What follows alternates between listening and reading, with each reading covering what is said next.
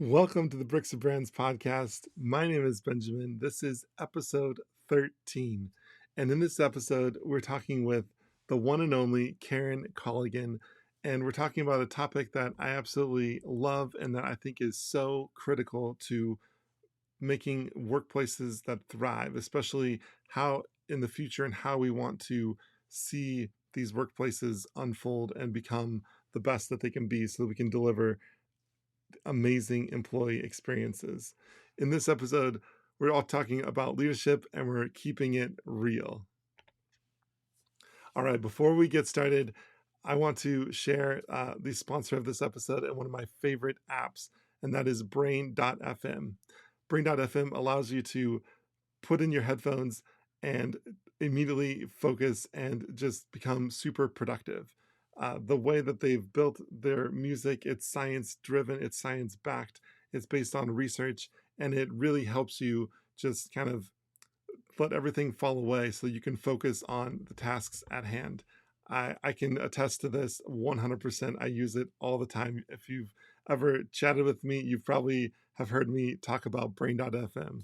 So if you want to check out Brain.fm and help out the show, you can save 20% on your subscription with my promo code Branded World. Just head to Brain.fm and then put in Branded World in the promo code to save 20%. All right, so let's meet Karen.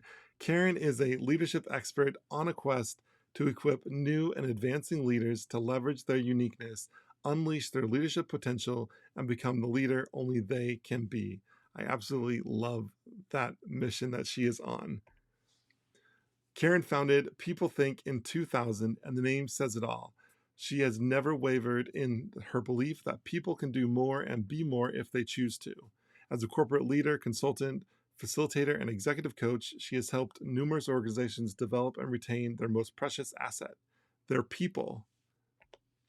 Karen has worked with leaders at all levels, from first-time leaders to senior executives, and she's learned that the qualities and behaviors that make great leaders, and she's given honest and constructive feedback to those who weren't quite there yet. In this conversation, we cover a variety of topics, including why leadership is just so darn hard to define, how to become a great leader, and then we talk about the Great Resignation and what that means for the future of work and the future of workplace culture. And then we touch on why values are so important as a leader. There's all this plus a number of other, I'm sure, side tangents and lots of laughter. So I think you'll really enjoy this conversation. So if you haven't already, I invite you to follow and connect with Karen inside the Bricks+Brands network. You can go to the show notes, and if you are not a member yet, you can request to join. All right, enjoy this conversation with Karen. Karen, welcome to the Bricks+Brands podcast. I'm so excited to have you here. Ben, I am thrilled. Can't wait to have our conversation. Yes. And so I want to kind of start things off and learn a little bit more about your background. How did you kind of share a little bit about your career, some of your highlights so far? Yeah. The highlights are I come out of tech. And so my last 5 years at tech, I focused on initiatives that would help attract, develop, and retain top talent. And it was wonderful. And I couldn't believe I got paid for it. It was crazy. I'm like, people are paying me to do this. This is so fun. And so, as wonderful as it was, what I realized is there was an acquisition that occurred. And so, as we continued to grow as an organization, the values of the organization and my values weren't aligned. And I kept ignoring it, Ben. I kept pretending, no, this isn't happening. This isn't happening, because it was such a wonderful place to work, to learn. And so it took me some time, and eventually I decided to leave. And with that, I interviewed at multiple companies. And every time I came home, I'd be thinking, I don't want to work there. I don't want to work there. And then I realized the common denominator, Ben, was me. It wasn't them, it was me. And I thought, well, what am I going to do? Oh, I know what I'll do. I'll start my own company. So People Think was started in 2000, and the whole intention, I mean, the name says it all, doesn't it? People Yeah, Think. it sure does. And what I laugh about all the time is I'm going to be in business forever because people do not think. No question about it. And so our big emphasis has always been on leadership and team development. And where we have grown to now is that we really look at those new leaders, Ben, and we train new leaders so that they're competent and they have the skills so they can grow the business, retain talent, and build teams. And as crazy as it is, organizations aren't preparing leaders to do that. And so if they prepared leaders, then what would happen is they would be able to have the bench strength prior to the leadership retention that is currently occurring. I mean, you and I have talked about this before. The Great Yeah. Resignation is crazy. I mean, what they say, 4.5 million people voluntarily left the workforce in November 2021. Wow. That's crazy. Yeah. It. So if you don't have the talent, you're not going to meet your metrics and you're not going to make your goals. So to me, it's common sense. And evidently, I might be in the minority there right now. Well, that kind of brings me up to this question that I'm sure you get asked all the time, and I'm sure you've thought about all the time is, you know, why is leadership so hard to define? Leadership has really come into view in the last 2 years, and still we have all these different ideas of what it is and what it isn't, and how you define it, and so what is kind of your definition of leadership? Yeah. So I'll answer the first part of that first, Ben, in terms of why is it so complicated and complex? And the reason is because everybody is unique in how they come to bear their leadership style. And there are hundreds and hundreds of leadership models out on the market. So what happens? Ken Blanchard has situational leadership. Kouzes and Posner has the leadership LPI. And then you go to an organization and then they have a leadership model. And then you go to a different organization and they have a leadership model. And it doesn't matter, profit, not for profit, sports teams, academia, everybody's talking leadership. And there isn't one type of leadership. Mm-hmm. So Ben, when you think about a doctor or an attorney, so say I talk to a doctor and he's a pediatrician. Okay, well, I don't know what he does, but I know he takes care of children. You talk to an estate attorney. Well, I don't know how they do it, but I know they're worried about your estate. You say I'm a leader, and people are like, oh, okay. So my definition is one, your definition may be another, and the third person we're talking to has another. So there's no one defined way to describe leadership. It's crazy. And that's that's the complexity. So to answer the second part of your question for me, when I think about leadership, the first thing I think about is self-awareness. Because if I'm not self-aware and I don't know what I'm great at and I don't know what I suck at, then how am I going to be a leader? It doesn't make any sense to me. And then I once I'm clear about me, Mm-hmm. then I have to start thinking about, well, where's the organization headed? What's our purpose? Like, where are we going? And then more importantly, how do I get people on board aligned to that vision? Because I want them to know that they're a piece of it, and I need them to help me get to the end result. And then I have to inspire people to want to stay. Like, you see the purpose, you see the vision. Like, what do you need? What can I help you with to help you stay with us and grow? Mm-hmm. And that to me is leadership. And then the last thing I'll say about leadership, leaders need to say please and thank you. I don't know. Is that so hard, Ben? Is that so hard? And when you're not respectful of the people you work with, your colleagues and your direct reports, then I shouldn't stay, you shouldn't stay, none of us should stay.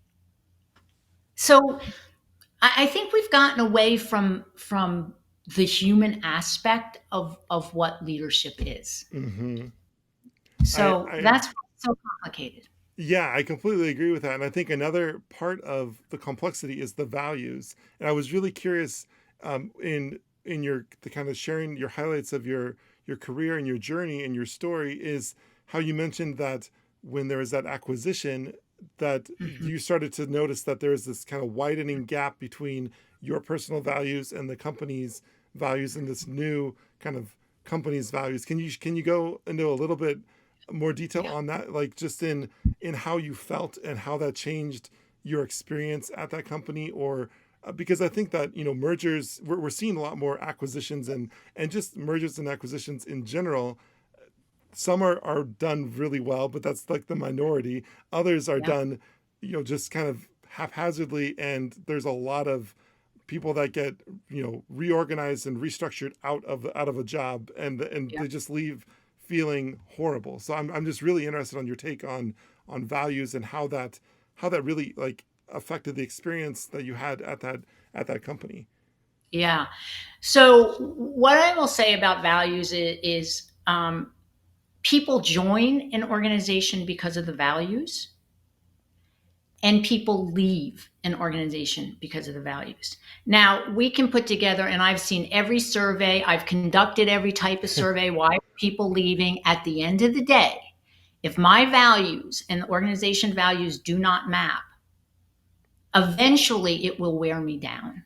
And eventually, if I have any soul, I'll say, I gotta go. Love to stay, gotta go.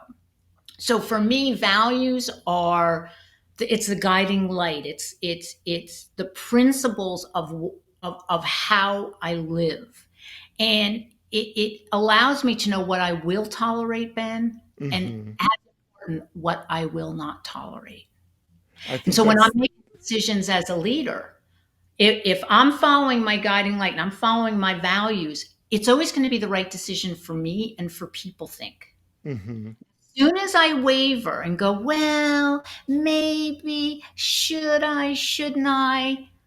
Eventually it's going to catch up, and it will not be as productive and as effective as if I had stayed true to that guiding light of mine. So, Yeah, and I think you brought up a really key point, which is what you will tolerate and what you will not tolerate. Because oftentimes we talk about, what our values are. If we actually get to the point where we're talking about what our personal values are, which I think is another topic I want to dive into. But when we define what we will not tolerate, I think that's just as important, if not yes. more important at times, because if you know what you won't tolerate, then you're more likely to filter and avoid those types of things. But on that point, I really want to understand, why is it that we kind of don't define our personal values? It seems like we kind of know what our values are, like maybe subconsciously, or like through Yeah. actions and behaviors, but we don't actually stop to pause and say, I value these things, and this is, I think well, I want to pause there and kind of get your input on that. You know why?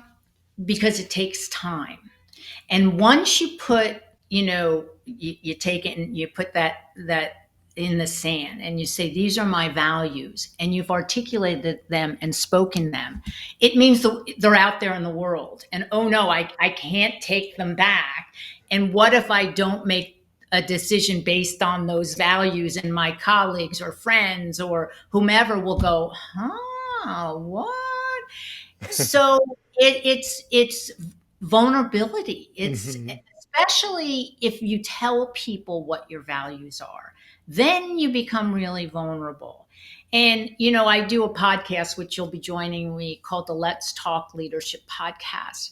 The first question I ask, Ben, is how do you define leadership? And I've done 26 of them, and 26 of them have been different. So you will be no different than that. You Yeah. different definition. My second question is, tell me what your three top values are. And I cannot tell you how many of those leaders said, wow, this is a hard question because you're asking me for three. Five, yeah. Three, ooh, how do I get there? And there's lots of similarities because I've done analysis on, who said what and what we have. And at the end of the day, everybody has different values that they live by, which is their Hmm. guiding light. So, yeah, so that's That that.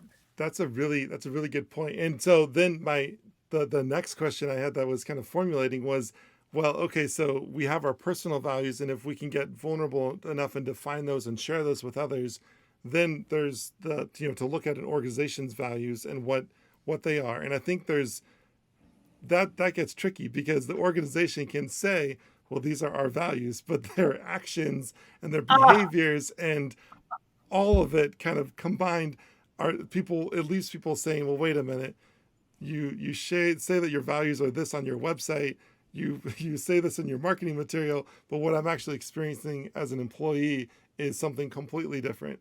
And so how can we as leaders, or and even within leadership teams, how can we start to have those conversations where we actually become more vulnerable as an organization to see, okay, we're saying these are our values.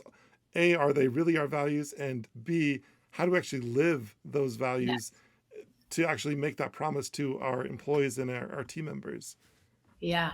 It's that's another complicated one because we've all, when we could, walk into organizations, and there they are on their walls everywhere, the values. Now you go on their website and they have all the values, and you're like, okay. So what I always tell people is during the interview process, now we're all on Zoom and that type of thing, you still get a very clear indication if they are living by those values. So before you have your first interview, you need to make sure your values and their values will map. As you're going through the interview process, the number one thing for you to be paying attention to is, culturally, will I fit in this organization? And that's where the values come in. So when you ask, how do leaders, make sure they're living the values? Each individual is the only one who can do that. And it starts at the top, and stuff runs downhill. Hmm. So if I'm looking at my leader and he or she is not living the values, then why do I have to? But at the end of the day, I'm not staying. I'm out. So I've talked to people, as I'm sure so many people listening here. You walk in, you think, oh, this is so exciting, best job ever. I can't believe they hired me. And then all of a sudden you're 3 months in and you're thinking, what did I miss? Did I miss something? And then all of a sudden it's 6 months in, and then it's 9 months in, and in a year you're like, oh boy, oh boy. So it starts at the top, and when I hear leaders go, people are our biggest asset, I just want to smack them. I'm like, shut up. Like, live it. I just, like, it makes me crazy. If if you believe it, just do it. You don't have to tell people. It will be obvious, and your culture will follow that. Yeah, well, and that's a great point because it like we kind of unconsciously follow the leader, Of whoever course. that leader is. And so if Yes. their behaviors and actions are opposite of what they are saying, we kind of inherently follow their behaviors and actions. And then the leader kind of wonders, like, well, why isn't anyone listening to me?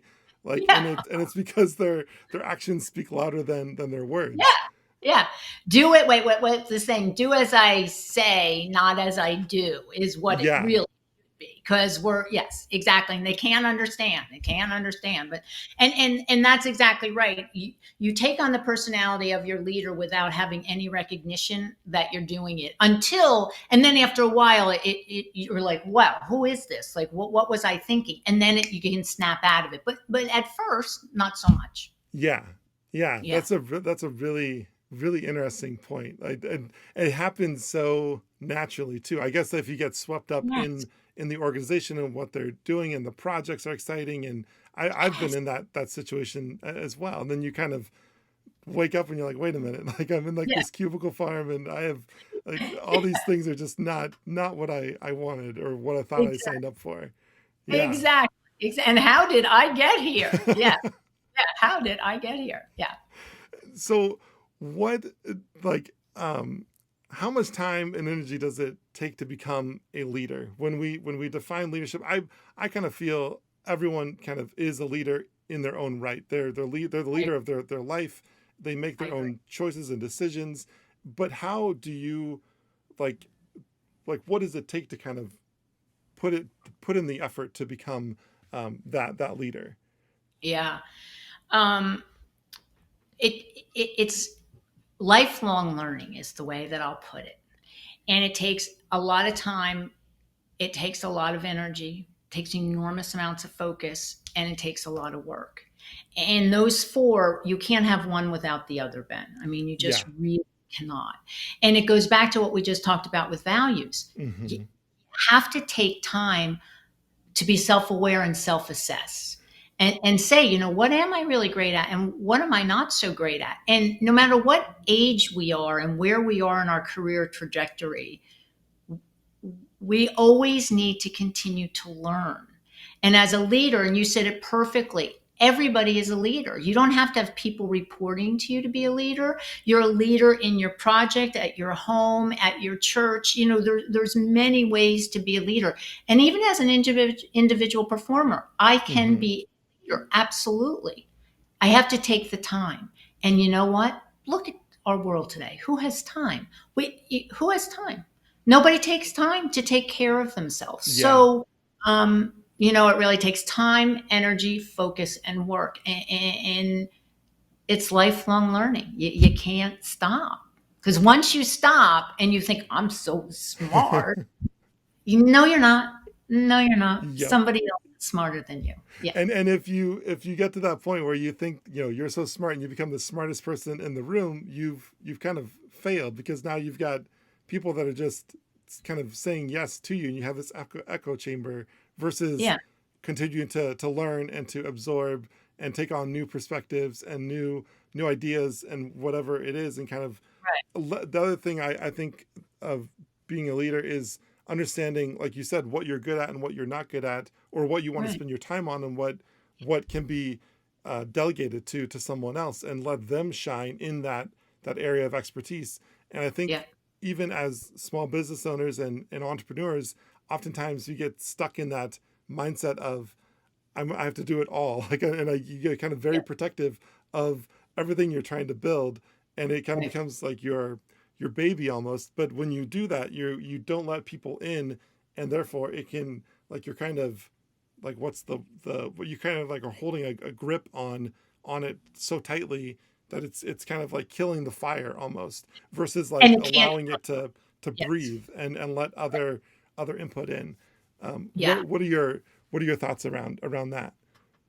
Well, I mean, there's no question about it. I mean, the best leaders ever are the ones who surround themselves with people who are smarter than they are in their particular expertise. I'm smart. I ain't that smart.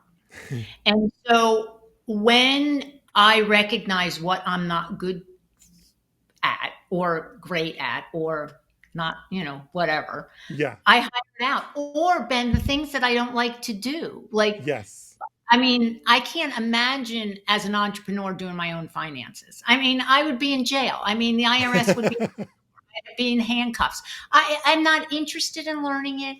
I want to know everything. I want to know every line item. I want to know what's in each little box. I'm not going to do that. So I hire someone who absolutely loves it and is brilliant at it. And so when you think about large organizations and you think about CEOs running large organizations, they are the successful organizations. Like you look at Apple. I Hmm. mean, Tim Cook doesn't do everything by himself. He hires brilliant people who are smart in their expertise. And do we need to say anything else about Apple? Everybody thought it couldn't be done after Steve Jobs. Well, maybe it could. And so that's what I think is really, really important. And as an entrepreneur, sometimes it's really hard to give up the control. And it's not, yeah, it's the control because I know how I would love it to be done. I know Hmm. what I want the outcome to be if I do it. And I can't. I'm not that smart. I'm smart. I'm not that smart. Yeah, well, and I think it also goes back to the being self-aware of and Yeah, having the self-awareness to say, this isn't something that I can do to the degree that I want to do it. I need to find someone who can, and that's going to make me that much stronger and better and faster and deliver a better product overall. yeah. Yeah, because when you think about, if there's multiple people with multiple opinions, that's when we're smart because we butt Hmm. heads. It's the debate that gets us to be smarter. It's the debate, the conversation. Be like, I never thought about that. Oh, what about this? And then you add this, and then what about this? And you're like, no, that's not right. But that's where all the power comes from and the Yeah, innovation comes from. So I don't want people who think just like me. I right. can't, because then our end service and product will not be as good. I don't believe. Yeah, I agree with that. I think that's a really great point, is having that diverse team in order to gain those different perspectives to then come up with something even better than any Yeah, one individual imagined. And I think yeah, I think a lot of what you're talking about is servant leadership as well, in serving your team. You mhm, mentioned, in when you defined leadership, in that it's about getting the right people into the to agree to the vision and come on and mhm. serve and see the mission through. But then it's also, what do you need in order to be successful, and how can I provide you the tools and resources in order Yes. to do your job so that you can thrive. And I think that Yeah. it's funny how that seems like, I mean, servant leadership has been around for a while, but it seems like that's kind of a still a wild kind of concept, like it, which is mind-boggling to me. That It's mind-boggling. Yeah. Because if you want people to stay and be aligned to your goal, you have to, as you just said, tools and resources. So you have to put together some development plan to help them. And maybe they want visibility. Maybe they want to grow into leadership. Well, then give them a project that they're going to have visibility and they're going to lead a team of 2 or 3. hmm Um, give them ways to know that there is um, options for them in the future, because you believe that they have the capacity, may not have the capability yet, but they have the capacity, and so they can learn and they're hungry and curious. So that's what a leader needs to do for their employees, is give them hope and then give them a pathway to get there. yeah, and I absolutely love that. I think the employee experience is an area that's so underutilized in kind of helping employees understand where they can go and what their career with that particular organization could look like, and Yeah. how they can keep stepping up to the next level and the next level, kind of almost like gamification in a way, so that they understand, hey, I'm in this role for 2 years, but I have this option. If I Yeah. do these things, I can move up to this other role, and that'll give me these opportunities. And now you've got something that's exciting that they can look forward to. And now with your performance reviews, you can tie in those goals and those things that they're working on. And now it kind of feels like it's like you're a part of something, and you're kind Yeah. of going somewhere, with the organization, versus just kind of being reactive to everything and kind of just being stuck, like kind of. Yeah, and being on an island. I mean, there's Yeah. nothing worse than being in an organization and you feel like you're on an island because nobody's talking to you and you don't know what the possibilities are. So why would I stay in a place like that when I'm not even, my leader isn't even having a conversation with me about how do I feel? I mean, I don't need it a lot, but I need to have a leader who's going to care about how I'm Hmm. doing, what's going on at home, how are you doing, working from home versus being in the office, and how's it, your sick child, and mean it. I mean, they have to mean it, Ben. If Yes. they don't mean it, then leave now, walk out, scream, I quit. Right? But Yeah. there has to be something about that human aspect of leadership that, as you were just talking about leadership, it's like duh. Yeah, there has to Yeah. be some care, some empathy, and you have to listen. You have to actually Hmm. don't ask questions and then go, yeah, yeah, yeah, and type away or on your phone or whatever. You need to ask questions, shut up, and listen. I absolutely love that, and active listening is such an important part of leadership. And so I know that we both kind of understand it as, as we're developing leaders and working in that space. But for a leader who has, maybe they're running an organization and they haven't thought that far into the future, and so their people are kind of like in this holding pattern, not really knowing where their career is going because the leader hasn't bothered to kind of set the vision or the bigger vision.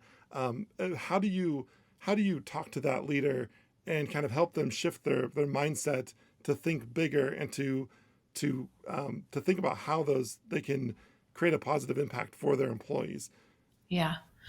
Well, there's been a lot of employee surveys that have been done. And they get really down granular about each group, each organization, those kinds of things. So if there's an employee survey, I can promise you that there'll be that kind of feedback for the leader.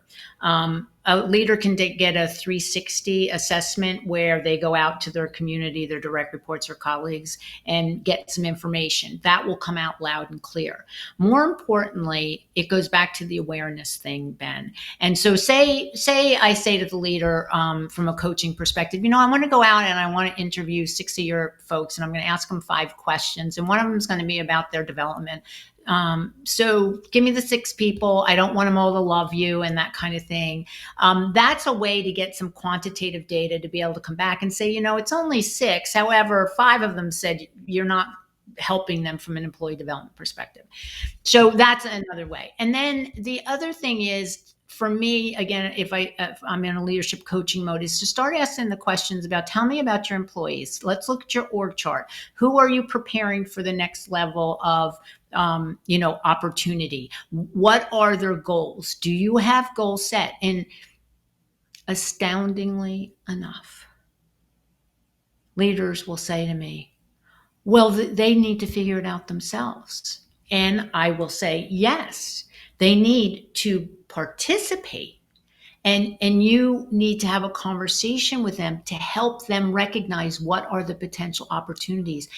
They need to tell you what they'd like. You need to help them. So this isn't like them and me. It's we together. However, as an employee, I need to have I need to be clear. And as a leader, I need to help them with their clarity to get there. And if you don't help your employees from a development perspective, you should go home right now. Go home right now. Yeah. Right?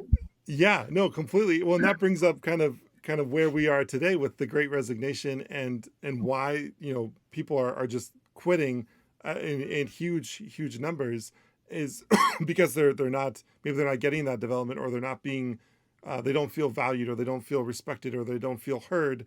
And those statistics, when the research came out from SHRM in the summer of last year, and I was going through, and those were the top reasons why people were quitting. It was kind of startling to me because, and maybe I'm kind of naive in that, but I was thinking, well, it seems like we're in the year 2021, 2022. We should be thinking more about our people, and I guess it's not gotten there to the mainstream. There's still a lot of work to be done in that area. Why do you think? Well, yeah. I guess I'll pose the question. Why do you think we're so focused only on productivity and not necessarily on taking care of our employees? You know what? I haven't got any earthly idea because it's so ridiculous to me.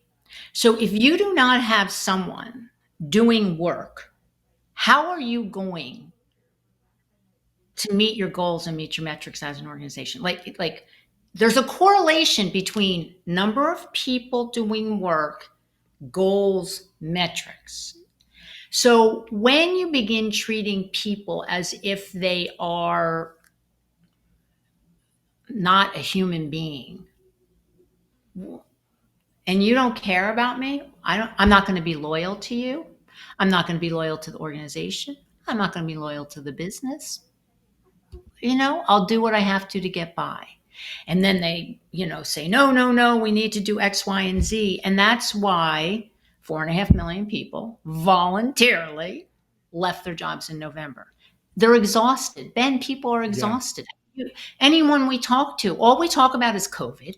And then after we get through that, we talk about our working situation and where do we work and how is your, do you have an office? Can you set up, are you sitting at the dining room table? Where are you? I'm exhausted. My kid, like everybody is exhausted. And then you start looking over and your colleagues are leaving. They're getting really good jobs. And then all of a sudden you're thinking, well, if they are, well, I can. And why would I be loyal to that jerk? This is so funny.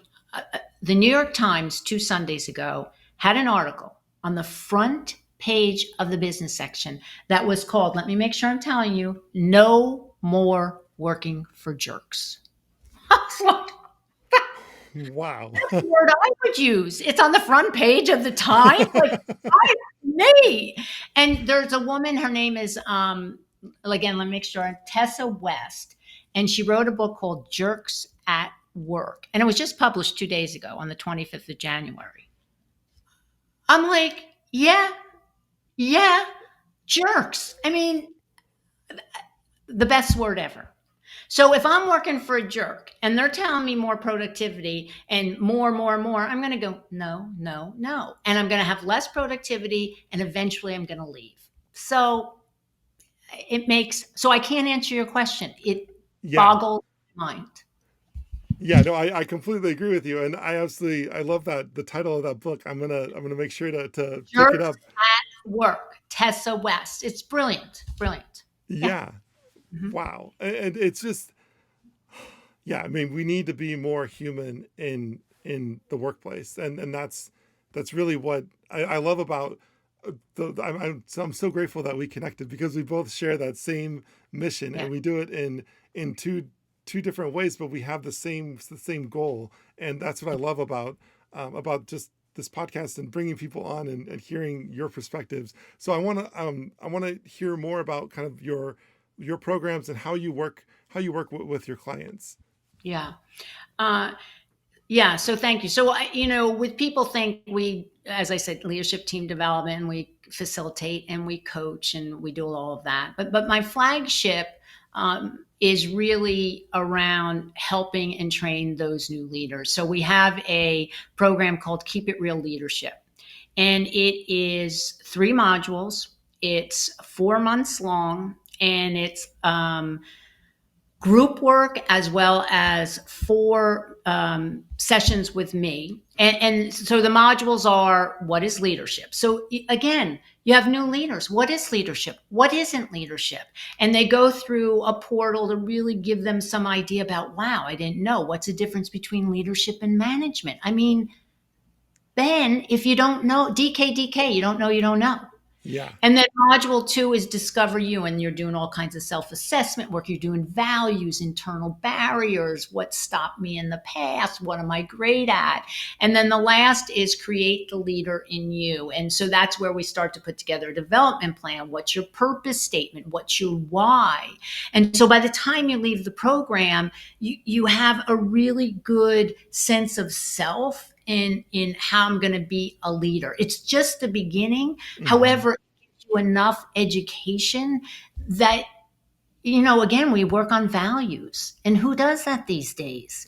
And so it just, it's my favorite thing to do, Ben. It's like I can't explain it. It's like when they get the ahas and they're like, "Oh my goodness!" and I didn't know that.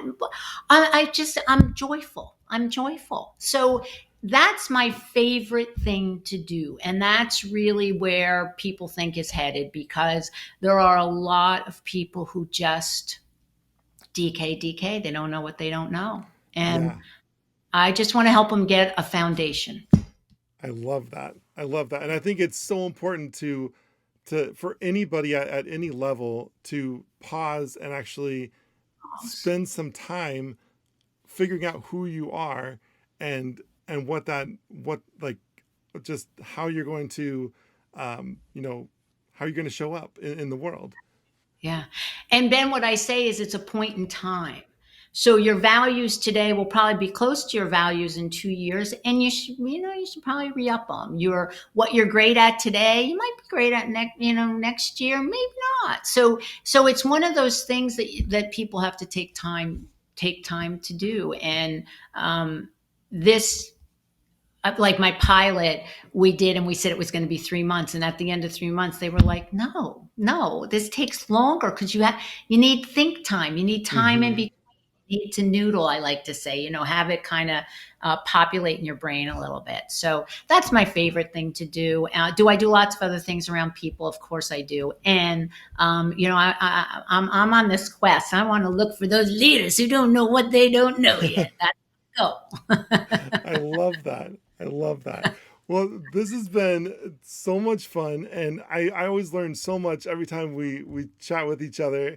Thank you so much for your time. How can people get in touch and learn more about you and your services? Yeah, well, thank you for that, and right back at you. I mean, we do laugh a lot. I mean, we do laugh a lot, and that's the best part about how we communicate. That's for sure. So yeah, if people like what they heard, go to peoplethink.biz, and you can set up a call with me right on the website. You can see all the different service offerings we have, and there's a one pager and a demo on Keep It Real Leadership. So I'd love for people to go to peoplethink.biz. Check in with me, 30 minutes. Let's chat. You can tell I love to chat.